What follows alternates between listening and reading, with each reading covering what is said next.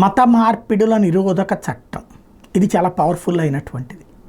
ఇది రాకపోయి ఉంటే ఈ దేశంలో దర్జాగా మత మార్పిడి చేయడంతో పాటుగా అది తప్పన్నటువంటి వాళ్ళనే మతోన్మాదులుగా కేసులు పెట్టినటువంటి సందర్భం ఇక్కడ.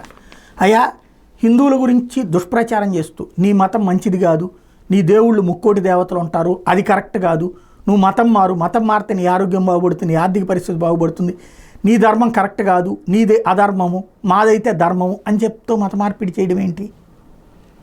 అయ్యా, నా ధర్మం మంచిది, నా ధర్మంలో నీకు ఇట్లా చూస్తాం, నా ధర్మంలో ఇట్లా మంచి చేస్తాం అని చెప్పి మీరు ఇష్టమైతే రండి అయ్యా అని అడగడంలో తప్పులేదు. అలా అడగట్లేదు.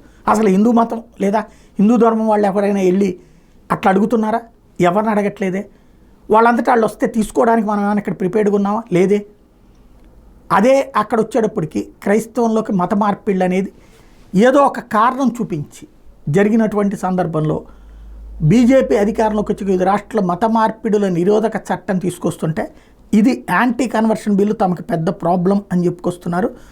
క్రైస్తవులు ఆందోళన చెందుతున్నామని చెప్పుకొస్తున్నారు ఆర్చ్ బిషప్ బెంగళూరు పీటర్ మెచాడో.